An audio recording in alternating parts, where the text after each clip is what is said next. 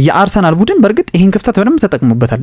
ቫር አተገባበሩ ወይም ደግሞ ቫር መኖሩ ትክክለኛ ነው። የእንግሊዝ ፕሪሚየር ሊግ ዳኞች በተደጋጋሚ በዚህ ዙሪያ ክፍተት እየታየባቸው ነው። ቫር እኔ 100% ጥቅም አለው ነው የምለው።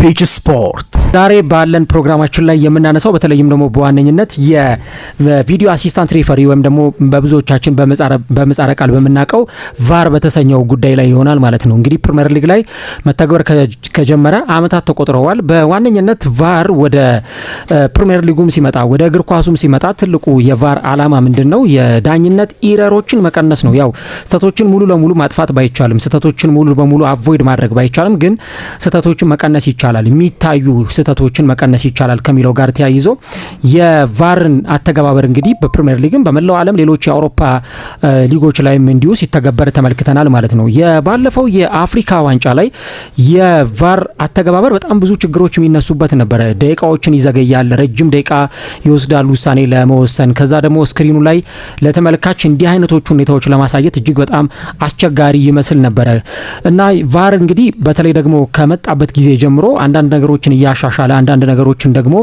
የበለጠ እያጠናከረ ሲመጣ በአንድ በኩል ደግሞ የአተገባበር ልዩነት መኖሩ ብዙ ሰዎች ጥያቄ እንዲያነሱበት ምክንያት ሆኗል ማለት ነው። እንግዲህ በፕሪሚየር ሊጉ ባሳለፍነው እሁድ ዌስትሃም ዩናይትድ ከአርሰናል ጋር በለንደን ስታዲየም ባደረጉት ጨዋታ ላይ አንድ በጣም አነጋጋሪ ጉዳይ ተፈጥሮ ነበር። በተለይም የመጨረሻው ደቂቃ ላይ ዌስትሃም ዩናይትዶች ያስቆጠሩት ጎል በቪአር ከታየ በኋላ ተሽሮ ነበርና ያ እንግዲህ በአመት ውስጥ የአርሰናል ልዩ ቅጽበት ብለን ካልን ያኳስ የተሻረበት መንገድ ወይም ደግሞ ያኳስ ሳይጸድቅ የቀረበት መንገድ የአርሰናል የአመቱ ምርጡ ቅጽበት የሚባለው ነውና ያ ጎል ከተሻረ በኋላ በርካታ ሰዎች የተለያዩ ሀሳቦቻቸውን ሲሰጡ ቆይተዋል። አንዳንዶቹ በአርሰናል በኩል ትክክለኛ ውሳኔ ነው የተወሰነው። አርሰናል የተቆጠረበት ጎል በእርግጥም ዳቪድ ራያ ላይ ፋውል ተሰርቷል።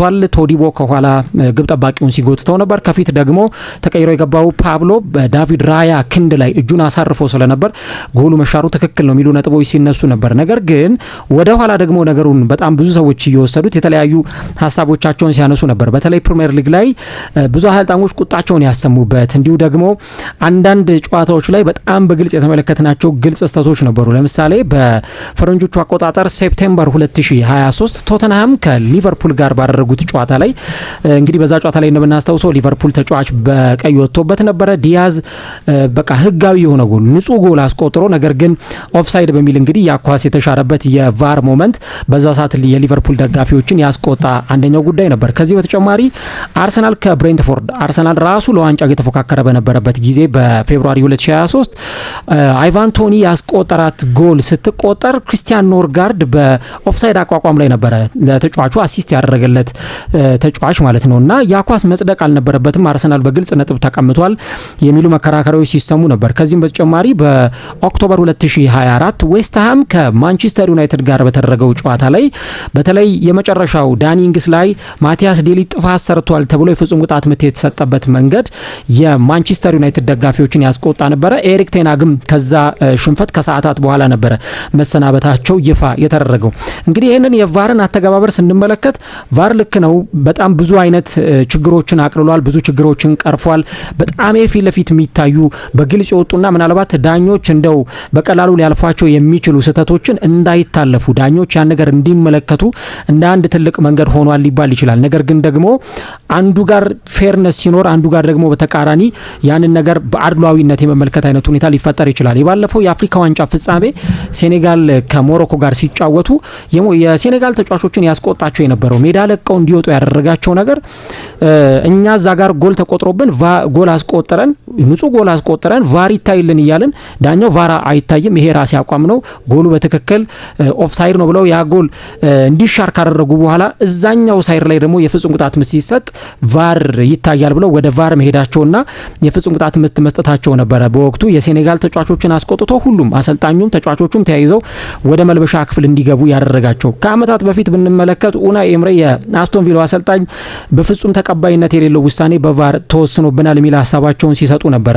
አሰልጣኝ አርነ ስሎት አሁን እንኳን በቅርቡ ከሳምንታት በፊት በተደረገ ጨዋታ አመቱን ሙሉ ቫር ከኛ ተቃራኒ ነው ሲቆም የነበረው። አጌነስታስ ሁል ጊዜ ቫር የተለያዩ ውሳኔዎችን መጥፎ ውሳኔዎችን ሲወስንብን ነበር የሚል አስተያየታቸውን ሰጥተዋል። ራሱ አርቴታም ደግሞ በ2023 ከኒውካስል ዩናይትድ ጋር በተደረገው ጨዋታ ላይ የብዙዎቻችን ትውስታ ነው። የኒውካስል ዩናይትዱ ተጫዋች ጆይሊንተን አንድም ማጋሌሽ ላይ ጥፋት ሰርቷል፣ አንድም ደግሞ ጎሉ ሲቆጠር ኦፍሳይድ ነበር እና ያ ጎል ተቆጥሮበት አርሰናል ከተሸነፈ በኋላ ዲስግሬስ ኢምባሬሲንግ የሚሉ ቃላቶችን አርቴታ ተጠቅሞ በጣም ፍጹም አሳፋሪ የሚያሸማቅቅ የዳኝነት ውሳኔ የተወሰነብን የሚል አይነት ሀሳብ ሲሰጥ ነበረ። ፖቼቲኖም በቼልሲ አሰልጣኝነት የእንግሊዝ እግር ኳስን ያበላሸ እና በጣም አስቂኝ ውሳኔ ተወስኗል የሚል ሀሳባቸውን ሲሰጡ ነበረ። የርገን ክሎፕም ደግሞ በትክክል ቫር ተግባራዊ እየተደረገ አይደለም የሚሉ ነጥቦችን ሲያነሱ ነበርና ቫር በትክክል መኖሩ እግር ኳስ ላይ ያመጣውን ጠቀሜታ ሁላችንም የምንከራከርበት እንኳን ባይሆን ወይ ደግሞ ቫር በፕሪሚየር ሊጉም ሆነ በመላው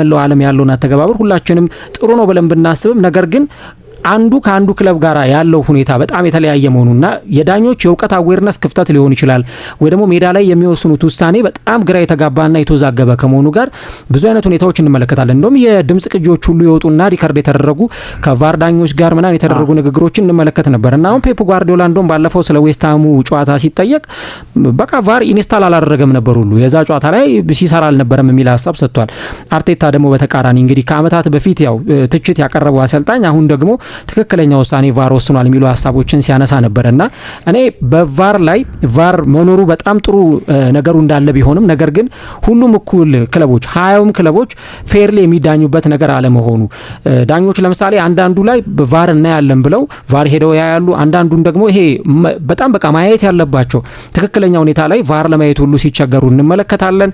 ከዛ ደግሞ ሌሎቹ ክለቦች ቅሬታ ያቀረቡበት ነገር ለምሳሌ አሁን የዳቪድ ራያ የተወሰነው ውሳኔ አይነት ከዛ ጋር የሚቀራረበው አይነት ኳሶች ደግሞ ሌሎቹ ክለቦች አልተሰጠም እንደዚህ አይነት ነገር ለኛ እኮ አልተፈረደልንም ወይ ደግሞ ለኛ አልተሰጠንም የሚል አይነት መከራከሪያዎችን ሲያቀርቡ ነበርና ቫር እንደ ሁኔታው አንዳንዴ በጣም ጥሩ ይሰራና ይሞገሳል፣ በጣም ይደነቃል። አንዳንዴ ደግሞ ምን ነው በቃ ባል ነበር እግር ኳሱን ጎርቶብናል፣ እግር ኳሱን ዳሜጅ አድርጎታል፣ አሳጥቶናል የሚሉት ነገር አለና በተለይ አሁን የኛ ፖይንት ምንድነው እንደዚህ አይነት ጉዳቶችን የሚያመጣ ከሆነ ለምሳሌ ክለቦችን 3 ነጥብ የሚያሳጣ ከሆነ ወይ 1 ነጥብ የሚያሳጣ ከሆነ አሁን ቅድም እንደውም አንድ መረጃ ዘሚረር ላይ እየተመለከትኩ ነበርና ቫር ባይኖር ፕሪሚየር ሊጉ ላይ በቃ ዘንድሮ ምንም አይነት ቫር ባይኖር የትኛው ቡድን ስንተኛ ደረጃ ላይ ይቀመጣል የሚል መረጃ ያያዩ ነበርና አርሰናል አንደኛ ደረጃ ላይ ነው የተቀመጠው። ቫር ቢኖርም ቫር ባይኖርም አርሰናል አንደኛ ደረጃ ላይ የሚቀመጥ ቡድን ነው ይላል። ማንቸስተር ሲቲ ሁለተኛ፣ ማንቸስተር ዩናይትድ ሶስተኛ ይልና አራተኛ ደረጃ ላይ የተቀመጠው ብራይተን ነው። ቫር ባይኖር ኖሮ እንግዲህ በቫር የሆኑ ክፍተቶች የተጎዳ ቡድን መሆኑን የሚያሳይ ነው ማለት ነው። ቦርንመዝ 5ኛ ደረጃ ላይ ይቀመጣል። ቼልሲ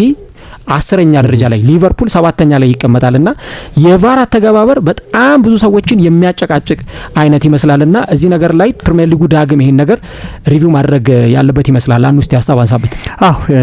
ተስፍሽ የቫር ነገር እጅግ በጣም አጨቃጫቂ የሆነ ከጊዜ ወደ ጊዜ እየመጣ ነው። ብዙ ጊዜ በጣም ኮንትሮቨርሻል የሆኑ ርዕሶች የሚነሱበት ነገር ቢኖር በእግር ኳሱ ከተጫዋቾች ክርክር ወይም ከሌሎች ነገሮች በላይ የቫር ጉዳይ የሆነ መጥቷል። ያም ነገር ደግሞ ከተመለከት ነው እጅግ በጣም እየበዛ ያለው በእንግሊዝ ፕሪሚየር ሊግ ነው። ከሌሎች ሊጎች በላይ በተለይ በቫር አጠቃቀም ዙሪያ የእንግሊዝ ፕሪሚየር ሊግ ዳኞች በተደጋጋሚ በዚህ ዙሪያ ክፍተት እየታየባቸው ነው። የእንግሊዝ ዳኞችን በጣም እያስገመገማቸው ነው በተደጋጋሚ። በነገራችን ላይ ያው ተስሻንተም ታስታውሱ ይሆናል በዓለም ዋንጫ ላይ ራሱ የእንግሊዝ ዳኞች ቁጥር ኦሬዲ እየቀነሰ ምንም አይነት የእንግሊዝ ፕሪሚየር ሊግ ዳኛ ዓለም ዋንጫ ላይ እንዳይዳኙ ላይ የተደረገበትን ጊዜ እናስታውሳለንና ይሄ ጉዳይ በጣም በተለይ ዓለም ላይ መነጋገሪያ የሆነ ሊግ ነው። ትኩረቶች በሙሉ ከጊዜ ወደ ጊዜ ወደዛ ሊግ ብቻ እየሆነ ነው ወደ እንግሊዝ ፕሪሚየር ሊግ እና እንደነዚህ አይነት የቫር ውዝግቦች እያበዙ በመጡ ቁጥር የሊግ በተለይ አወዳዳሪው አካል እጅግ በጣም መጨነቅ ያለበት ይመስለኛል። ምክንያቱም የሊጉን አንድ ገጽታ ደግሞ እያደበዘዘው ያለ ይመስለኛል። ምክንያቱም ያው ውሳኔዎች እንደ ዳኞች ነው የሚወሰነው። ትክክል ሊሆን ይችላል ላይሆንም ይችላል። ነገር ግን በቫር ላይ ወይም በቪዲዮ አሲስታንት ሪፌሪ ላይ አንድ ለትንሽ ውሳኔ ረጅም ጊዜ ሲቆዩ ዳኞች ከዛ ደግሞ አንድ ትልቅ ኢንሲደንት አንድ ትልቅ አጋጣሚ ተፈጥሮ ለዛ ደግሞ ቫር ያሉ ለስተጠብቅ ቫር የማያዩበት ጊዜ በቀላሉ የሚያልፉት ለትንሽ ነገር ደግሞ ረጅም ጊዜ ሲቆዩ ትመለከታለና ያ አንደኛ ከብዙ ነገሮች ጋር ያያይዙባቸዋል። ለምሳሌ ከእንደነዚህ አይነት ነገሮች ከጋምብሊንግ ጋር ከተለያዩ ጉዳዮች ጋር ይሄ ነገር እንዲነሳ አድርጎታል። ለምን ኮንሲስተንሲ አሁን በምሳሌ ሁሌ የሚታይ ከሆነ ይታይሽ ያው የእግር ኳሱን ውበት እያጠፋው ነው። ምክንያቱም በጨዋታ ላይ 4 5 6 ደቂቃ ወይም ከዛ በላይ የሆኑ ደቂቃዎች በቫር ብቻ ተቋርጦ ዳኛና ዳኛ ሲነጋገር ብቻ እንትን ማለት የእግር ኳሱን ውበት ያቀዘቅዟል። እንደገና ሜዳ ውስጥ ያሉትንም የተጫዋቾቹን ቴምፖ የሚያጠፋ አይነት እንትን ነው የዳኝነት ሲስተም ነውና ከዛ አኳያ የእግር ኳሱን ውበት እያቀዘቀዘው ከዛ ባለፈ ደግሞ የእንግሊዝ ዳኞች ያወሳሰን አሁን ለምሳሌ እኔ ብዙ ጊዜ ምገራም የሚገባኝም በተጋጣሚ ቡድን ላይ ወይም ደግሞ የእጅ ኳስ ማኖ ወይም ፔናልቲ ሃንድቦል በሚነካበት ጊዜ የተለያየ አይነት አተገባበር ነው ከዳኛ ዳኛ የምንመለከተው። አሁን ኦሬዲ ተመሳሳይ አይነት አሁን ለምሳሌ አንድ ተጫዋች ነክቶት ሲታለፍ ታያል። እንደገና ደግሞ ተመሳሳይ አይነት ደግሞ እንደገና ያ ሲሰጥ ተመለከታለህ በሌላ ጨዋታ። ምናልባት ከእኔ አሁን እያወራሉት ተመሳሳይ አይነት ብዙ ጊዜም ሲወጡ ስላየን ነው ፎቶዎችና አሁን ደግሞ በባለፈው የአርሰናልና የዌስትሃም ጨዋታ ላይ የበርካታ ዓለም ላይ ያለ የእግር ኳስ ቤተሰብ ለሁለት ተከፍሎ እየተከራከረ የሚገኘው ደግሞ እንደነዚህ አይነት ተመሳሳይ ኢንሲደንቶች የተለያየ አይነት ውሳኔ ያላቸው ፖግሞል ወይም የዳኞች ኮሚቴ ራሱ ለማብራራት ኦሬዲ ፍቃደኛ ያልሆነባቸው ጉዳዮች ላይ አሁን ለምሳሌ የና አርሰናል ጉዳይ ወይም ሌሎች ጉዳዮች ላይ ስትመለከት ለማብራራት ራሱ ፍቃደኛ ያልሆነበትን ጊዜያቶች ተመልክተናልና ይሄን ስትመለከት ኦሬዲ ተመሳሳይ አይነት ፕሮግራሞች ነገር ግን ወይም ተመሳሳይ አይነት ኢንሲደንቶች ነገር ግን የተለያየ ውሳኔዎችን የምንመለከትበት ጊዜ ላይ እየመጣ ነውና አንድም ይሄ በርካታ የእግር ኳስ ቤተሰቡንም ያነቃቆረ ወይም ደግሞ በጣም ብዙ ሰዎች እንዲከራከሩ ወይም እንዲተቻቹ ያደረገ አሁን ለምሳሌ ብዙ የቀድሞ የማንቸስተር ዩናይትድ ሌጀንዶች የአርሰናል ሌጀንዶች ከባለፈው በኋላ በተደጋጋሚ ሀሳብ አስተያየታቸውን ሲሰጡ ነበርና ከዚህ ቀደም አሁን በጣም በብዙ ሰዎች ዘንድ ክርክር ያመጣው ከዚህ ቀደም አርሰናል ብዙ የማዕዘን ምቶችን ኳስ አስቆጥሯል አይደለ? በባለፈው ጨዋታ ከዌስትሃም ጋር ባረጉት ጨዋታ በመጨረሻዎቹ ደቂቃ ላይ ዴቪድ ራያ ላይ እነ ቶዲቦ የሰሩት ጥፋት ፔናልቲ ማን ነው ጎል የተቆጠረ ጎል ነበር እንዲሻር ተደረገ። ምክንያቱም ዴቪድ ራያ ላይ አላስፈላጊ የሚባል ይሄ ያልተመጣጠነ ኃይልና ልብሱን ሁሉ እስከመያዝ ድረስ ደርሰው ስለነበር ነገር ግን አሁን በርካታ ሰዎች ደግሞ ያወጡት የነበረው አርሰናል ከአስቶን ቪላ ጋር ሲጫወት ከማንቸስተር ዩናይትድ ጋር ሲጫወት ከቼልሲ ጋር ሲጫወት በተደጋጋሚ ኦሬዲ ከግብ ጠባቂ የተገናኙትን እንተውና ከግብ ጠባቂ ውጪ እንኳን ስናይ ከቼልሲ ጋር ታስታውስ ከነበረ ዴክላን ራይስ ጄረን ሃቶን ሙሉ ለሙሉ መያዝ ሳይሆን ምናልባት አድማጮቻችን የሚያስታውሱት ከነበረ ሙሉ ለሙሉ አቅፎት ነበርና ኳሱን በግንባሩ ኳስ እንዳይጠቀሙ አድርጎት ነበር። ያ ብዙ ክርክር አስነስቷል። አርሰናልን እንደውም አርሰናል ላይ ብቻ ትኩረት ስለተደረገና ለአርሰናል ተፈቅዶ ለሌሎች ለምን አልተፈቀደም ስለተባለ ነው እንጂ ሌሎች ክለቦች ላይ ራሱ ከሌሎች ክለቦች ጋር ሲጫወቱ አሁን የተመለከትናቸው አሉና ግብ ጠባቂው ላይ ጫና እየተደረገበት እየተቆጠረ ነውና ኦሬዲ በቃ ዘመናዊ እግር ኳስ ነው። ግብ ጠባቂዎች ልክ እንደ ኖርማል ተጫዋቾች ገብተው ተጋፍተው ኳስን ማውጣት አለባቸው እየተባለ ረጅም ጊዜ ሲባል ስለነበረ በቃ አይ ያኛውን ኳስ ኦሬዲ መሻር እድል ነበረው ብሎ የዌስትሃም ደጋፊዎችም የዌስትሃም ኳስ ተጫዋቾቹም እንዲሁም አመራሩም ሌሎቹም እግር ኳስ በተለይ ከአርሰናል አሁን ኦሬዲ ለሁለት ተከፍሏል። አርሰናል እንዲበላ የማይፈልግ አይነት ደጋፊና የራሱ የአርሰናል ደጋፊና ያንን ለሁለት የከፈለበት ምክንያት አንድ ይሄ ነው እንጂ እኮ ትናንት ኳስ ማየት የጀመረ አንድ ግለሰብ የዌስትሃም ከአርሰናል በነበረው ጨዋታ ዴቪድ ራያ ላይ የተሰራው ጥፋት እንደሆነ ያውቃል፣ ፋውል እንደሆነ ያውቃል፣ ጎሉ መሻር እንዳለበት ያውቃል። ትናንት ይሄን ክርክር ምን አመጣው? ከዚህ ቀደም የነበሩት ልቅነት፣ የዳኞቹ ልቅነት፣ ይሄ በተለይ የማዕዘን ምት ላይ ያለው አላስፈላጊ ንክኪ ከግብ ጠባቂ ጋር ብዙ ግብ ጠባቂዎች አሁን ቪካሪዮ ላይ ቶተናም ላይ ምናልባት ቶተናም ከአርሰናል ሲጮቱ በነበረ ጊዜ ቤን ዋይት ቪካሪዮን ሙሉ ለሙሉ ማለት ይቻላል እየያዘው እየረበሸው ነበር ጎል የተቆጠረውና በቃ ዘመናዊ እግር ኳስ ላይ ተፈቅዶ ነው ተብሎ ነበር ብዙ የእግር ኳስ ቤተሰብ የደመደመው። ነገር ግን በባለፈው ጨዋታ ተሻረ። አሁን ይሄንን ያልነው ምንድነው ተመሳሳይ አይነት ኢንሲደንት ነገር ግን የተለያየ አተገባበርን ብለን ያነሳ ነውና እሱም አንድ ኢፌክት ያደረገው ወይም በጣም ይሄን ነገር እንዲጎላ ያደረገው ይመስለኛል። ከዛ ባለፈ በተደጋጋሚ በተለይ ከማዕዘን የምታጠቃቀም ጋር በተያያዘ የአርሰናል ቡድን በእርግጥ ይሄን ክፍተት በደንብ ተጠቅሞበታል።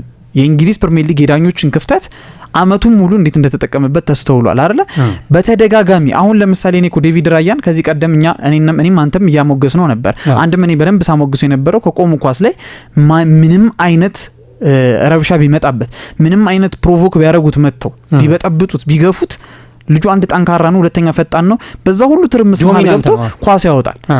ቶተናም ላይ ግን አይተከውነ የቶተናም ቪካሪዮ የቼልሲ ሳንቼዝ እንዲሁም ደግሞ የማንቸስተር ዩናይትድ ሁሴን ላሚንስ በተደጋጋሚ ከማዕዘን ምትጋ ሲመጡ ያንን ግፊያ ያንን ጉልበት ያንን ፍጥነት የላቸውም እና በቀላሉ ሲቆጠርባቸው ተስተውሏል ከዚህ ቀደምና ይሄ ነገር አንድ የቫርን ነገር በተለይ እንግሊዝ ላይ በጣም ዓለም ላይ ትኩረት እንዲሆንበት አድርጓል ብዬ አስባለሁ። እንግሊዝ ላይ ደግሞ በጣም ባሰ ይሄ ነገርና በተደጋጋሚ አሁን ለምሳሌ እንግሊዝ ፕሪሚየር ሊግን አበላሽቶታል ሲሉ ነበር በርካታ አሰልጣኞች እንዳልከው። ሁለተኛ ነገር ደግሞ ሁሉም አሰልጣኞች ጋርዲዮላም ቢሆን አርቴታም ቢሆን ወይም ሌሎች አሰልጣኞች ከራሳቸው አንግል ከሆነ ይደግፉታል ብዙ ጊዜ በተደጋጋሚ ስላዩ አርቴታ እንዳልከው ነው። በኒውካስትል ጊዜ ሁለት ጊዜ ነው አንድ ጨዋታ ላይ ብቻ አይደለም ሁለት ጊዜ ከኒውካስትል ጋር ቫርን ተቸ ለምን ምናምን ከእንደገና ለቅጣት ሁሉ እንደገና ከሰሱ ቫርን ተቸ። አሁን ከዌስትሃም ጋር ውሳኔው ትክክልም ሆነ አልሆነም ግን ከዌስትሃም ጋር የተፈረደው ፍርድ ግን ኦሬዲ አርሰናልን ነጥብ ይዞ እንዲወጣ አድርጓላ። አሁን ግን ደገፈው ኮንዲሽናል ነው ዛሬ። አሁን ለምሳሌ አሰልጣኝ ፔፕ ለጋርዲዮላ የሚጠቅም ውሳኔ ከተወሰነለት ቫርን ያደንቃል። እናስተውሳለን ቶተናም ከማንቸስተር ሲቲ በአውሮፓ ቻምፒየንስ ሊግ ግማሽ ፍጻሜ መርሃ ግብር ላይ ለዋንጫ ለማለፍ በሚደረገው ጊዜ ራሂም ሻኪር ስተርሊንግ አስቆጠረና ኳሱ ተሻረ ትዝ ካለ። እንዲሁም ቫር በጣም ድራማቲክ ነው እንዲባል ያደረገው ያጫዋታ ነው በደንብ ዓለም ላይ የማይረሳው። ምክንያቱም የነ ስተርሊንግ የነ ጋርዲዮላ ሴሌብሬሽን የነበረው ወደ ሀዘናው ወዲያውኑ ደግሞ እነ ፖቸቲኖ በቶተናም ቤት እነ ሰን እነ ሃሪኬን እንዲፈነጥዙ አደረገ በዛች በሰከንዳቶች ውስጥና ያኔ ነው ቫር የበላይነት የታየው ወይም ቫር በጣም ተጽዕኖ አለው ተብሎ የታየውና የዛን ጊዜ ሲቃወሙ ታየን፣ ሌላ ጊዜ ሲደግፉ ታየንና ሁሉም አጌነስት የሚለውን ነገር ነው ያየው። ከየጨዋታው በኋላ የራሱን ነው እንጂ የሚያየው ኦሬዲ ይሄ ቫር ለእንግሊዝ ፕሪሚየር ሊግ ወይም ደግሞ ለእግር ኳሱ ጥሩ ነው ወይም አይደለም የሚለውን አንድ ሰው አጽንቶ ሀሳብ የሚሰጥ ሰው አታይም። ወይ ጥሩ ነው ይላል ራሱ ላይ ሲጠቀም ወይም አይደለም ይላል። በተለይ አሰልጣኞች ላይ በተደጋጋሚ ስላየሁት ነውና የኔ ሀሳብ ከዚህ አንግል ነው። እንግዲህ እኔ ሀሳብ ደግሞ ትንሽ ከናንተም ይለያል። ምክንያቱም ቫር ጥቅም አለው የለውም የሚለው ነገር ቫር እኔ 100% ጥቅም አለው ነው የምለው። ቫር እኔ 100% ጥቅም አለው ነው የምለው። ምክንያቱም ቫር ላይ ከተስፊሽ ልምጣና ቫር ሳይኖርና ሲኖር ልዩነቱ ዞሮ እኮ ቫር ላይ ሰው ነው የሚቀመጠው። አሁን የሰዎችን ስተት ለመቀነስ ነው ቫር የመጣው አይደለም እንዴ? ይሄ ቫር ሲመጣ የሰዎችን ስተት በብዛት ቀንሷል። አዎ ቀንሷል። ግን ስተቶችም ጉዳትም ሰርቷል። ላንዱ የተጠቀመ አሁን እኔ እንደነሳው ለሌላው ሳይጠቅም ቀርቷል። አዎ ትክክል ነው። ነገር ግን የበቀደም በተለይ የአርሰናልን ጨዋታ ነው ውዝግብ ያስነሳው። አንደኛው ቡድን ለወራጅ ነው የሚጫወተው፣ አንደኛው ቡድን ለዋንጫ ነው የሚጫወተው። ሁለተኛ ደግሞ በሁለቱ ላይ ሌላ ኢንተረስት አለ። ለምሳሌ በአርሰናል መሸነፍ ላይ የሲቲ ኢንተረስት አለ። በዌስትሃም መሸነፍ ላይ የአርሰናል ተቃራኒ ቢሆንም የአርሰናል መሸነፍ የሚደሰት ቢሆንም አሁን ግን የራሱ ሁሉና ስለሆነ የቶተናም ኢንተረስት አለ፣ የሌሎች ግለሰቦች ኢንተረስት አለ። ያን ያጋጋለው እንጂ አሁን እንደ ዳኝነት ካየ ነው ቶታሊ ምንም ይሄ ሊያጨቃጭቅ እንደው በፍጹም ሊያሳስብ የሚገባ ነገር አይደለም። ለምን አንድ ቦክስ ውስጥ አይደለም ከቦክስ ውጭ ያ እንደውም የበረኛው መብት ነው። ሁለተኛው ቦክስ ላይ ትንሿ ቦክስ ላይ የበረኛው አድቫንቴጅ ነው የሚጠበቀው። ሁለተኛ ራያ ኳሱን አይተው ከሆነ በእጁ የተወሰነ ነክቶታል። የመያዝ እድሉላ ነበረው፣ ፓንች የማድረግ እድል ነበረው። ያንን ያስቀሩት አንድ። ሁለተኛ ደግሞ እዚህ ጋር ይሄንን ጎል ያጸደቁት ዳኞች ሊወቀሱ አይገባም። ግን ከዚህ በፊት አሁን ቀደም ኦራ ያሳየኝ ነበር አርሰናል ከማንቸስተር ዩናይትድ የዛን ጊዜ እኮ ያንን ጎል ያልሻረው ሰውዬ ነው ሊወቀስ የሚገባው። እኔ ከሁሉም አሁን ከቀረቡልኝ ቪዲዮዎች በሙሉ ከዚህ ጋር የሚቀራረብ ያየሁት ማንቸስተር ዩናይትድ ከአርሰናል ነው። በረኛው ተገፍቷል፣ ፑሽም ተደርጓል። ተመሳሳይ ባይቀራረብም የዚህ ኦልሞስት 100% የሚመልሰው ኳስ ነው የተቀመው። ምንም ያከራክር ነገር የለም። ግን ከዚህ በፊት ቫር ላይ ያልዳኙ ሰዎች ካሉ ተመሳሳይ ነገር ያልሰሩ ሰዎች ካሉ እነዛ ዳኞች ነው መጠየቅ ያለባቸው። ሁለተኛ ቫር መወቀስ የለበትም። ቫር አሁን ከጊዜ ወደዚህ መሻሻል አለበት። ቫር ላይ ስህተት የሚሰሩ ሰዎች እነሱ ላይም እርምጃ መወሰድ አለበት፣ ልክ ዳኞች እንደሚቀጡት ማለት ነው።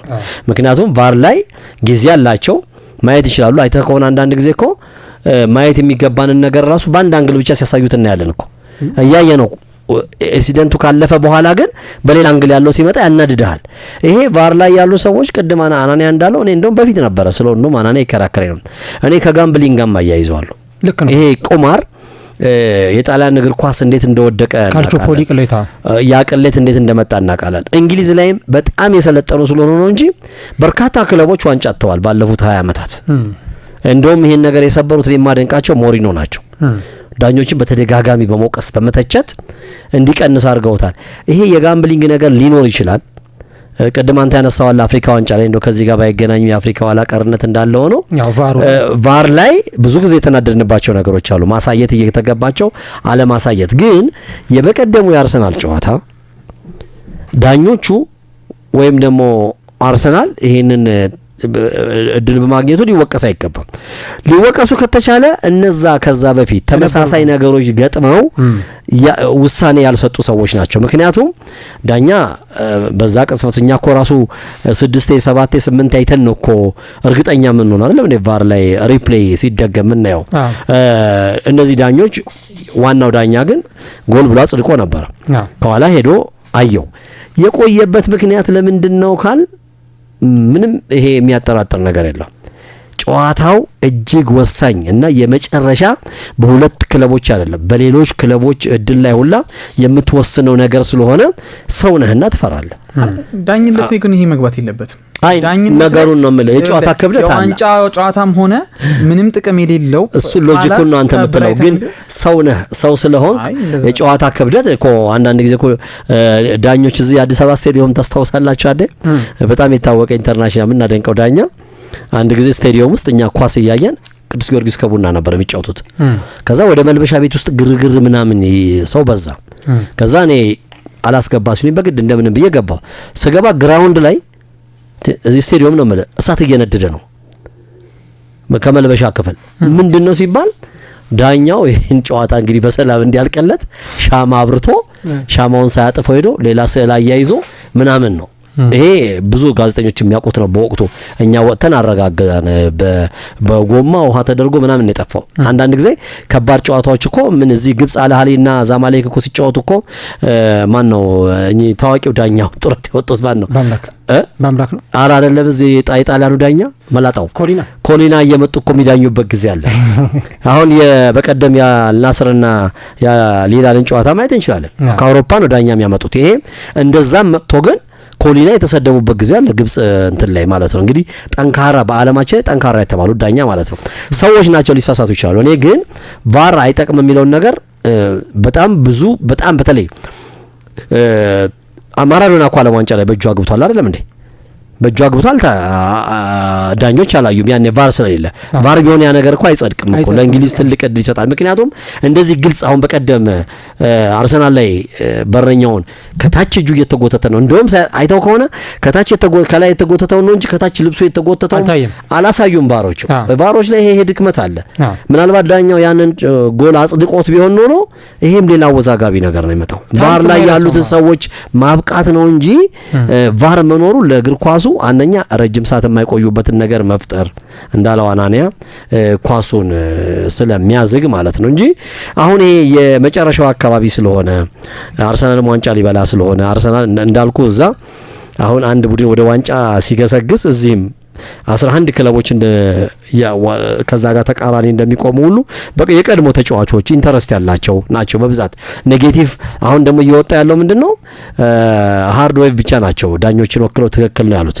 ሁለተኛ ደግሞ እየወጣ ያለው ማለት ነው ባላንስ ሳይቀደም። ሁለተኛ አርቴታ ራሱ የሰጠበት መንገድ እኔ ኢንተርቪው አርቴታ ይችላል ብዬ አላስብም። ገና ከነ ጋርዲዮላ ብዙ ሳይኮሎጂ መማር ያለበት ነው። እኔ ተቃራኒ ምንድነው መሰለ ያለው አይ እሱ እኮ ያለው እኮ እዛ ላይ እኮ ያለው ዳኞቹ ጀግኖች ናቸው ጎበዝ ናቸው አለ።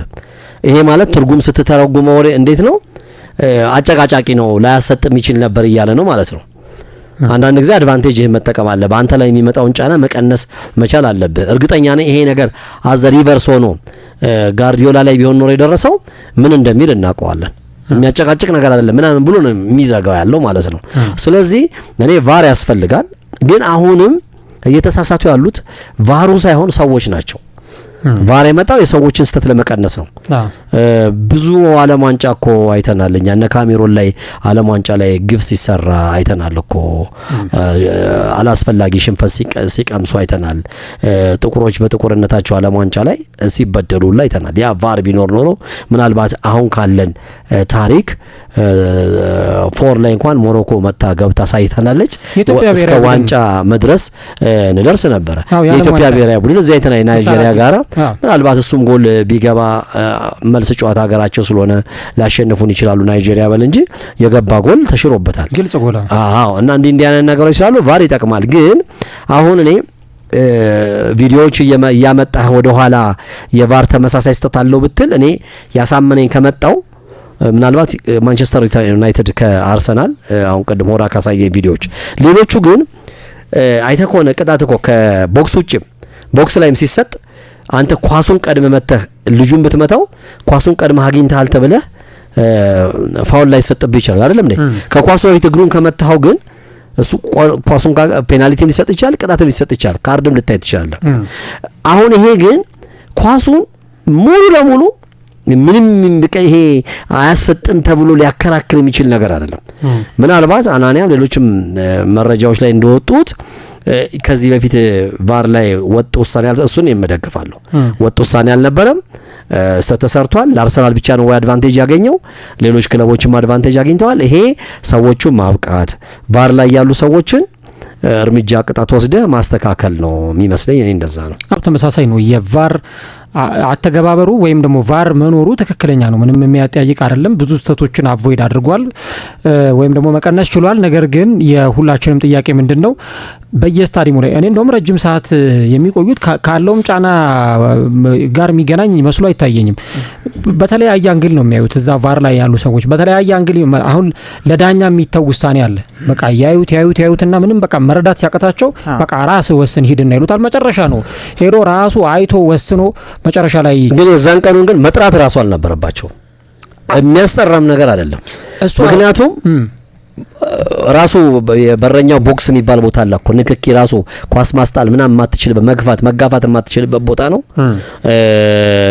ሁለተኛ ደግሞ የተሰራው ፋውል አደገኛ ነው።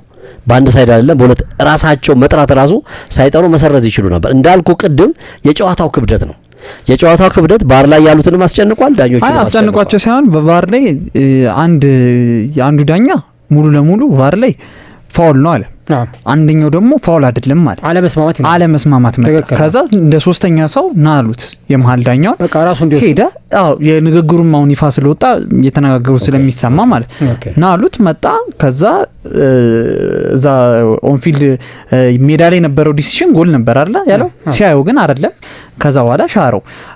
ያው አይ ቲንክ እኔ አሁን ቅድም ማንስቻለሁ እኮ አይደል ትናንት ኳስ ማየት የጀመረ ሰው ያን ኳስ ፋውል አይደለም አይልም፣ ወይም ደግሞ ያ ጎል መጽደቅ አለበት አይልም።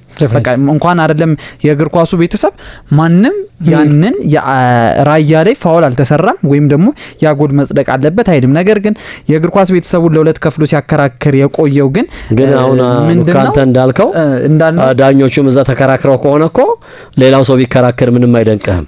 እዛ ጋር የሚቀመጡት ዳኞች ህጉን የሚያውቁ ናቸው። የተቀመጠ ህግ አለ። ለበረኛ የተሰጠ አድቫንቴጅ አለ፣ ለተጫዋቾች የሚሰጥ አድቫንቴጅ አለ አይደለም እንዴ? ንክኪው አለ። እዛ ጋር ዳኞቹን አከራክሮ ከሆነ ይሄ በጣም ዞሮ ምንድነው በቃ ይሄ የነበረው ትሬንድ ነው። አንድ እንዳልነው ነው ተመሳሳይ አይነት ኢንሲደንት የተለያየ አይነት ዲሲሽን እየተመለከትን ስለሆነ ነው እንጂ ያው አብዛኛው በተለይ የአርሰናል ደጋፊ እንዲሁም ደግሞ ማንቸስተር ሲቲ ዋንጫ እንዳይበላ የሚፈልጉት የእግር ኳስ ቤተሰቦችና የማንቸስተር ሲቲ ደጋፊዎች ወይም ደግሞ ሌላ አርሰናል ዋንጫ እንዳይበላ የሚፈልግ ሁለት የሆነ የእግር ኳስ ቤተሰብን ከፍሎ ሲያከራክር የቆየው ያው ፋውል አይደለም ሳይሆን እንዳልኩ ነው። ሌላ ጊዜ ዝግጅት የመጣው ይሄ ሁሉ ክርክርም የመጣው ተምን አይነት አርሰናልም ወይም ሌሎች አርሰናል ብቻ አይደለም ሌሎች ክለቦችም በረኛ ላይ ጫና በማሳደር ይሄ ነገር በትኩረት አልታየም። አመቱ ሙሉ እንዴት አርሰናልና ዌስትሃም ጨዋታ ላይ ብቻ ይሄን ነገር ተመለከት ነው ነበረ በስፋት ሲያነጋግር የቆየው። ያው የቫር ጉዳይ በተለይ አነጋጋሪ ሆኖ ቀጥሏል። አሁን ደግሞ የቫሩን ለማጠቃለል ያህል ስናጠቃልለው ዋናው ነገር የዳኝነት አሰጣጡ ላይ ወይም ዳኞች ፋይናሊ የመጨረሻ ውሳኔያቸውን የሚሰጡበት ሰዓት ላይ ነው ትልቁ አከራካሪ ነገር ያለው እና ባለፈው የአሰልጣኝ አርነ ስሎት ጥያቄ ሁላችንም የሚያስማማን ነው።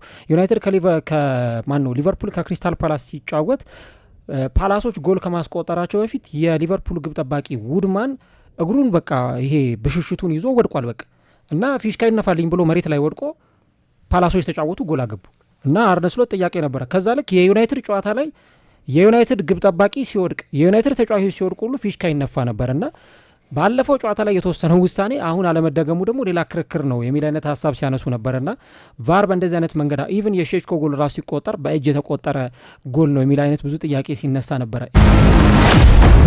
ፒች ስፖርት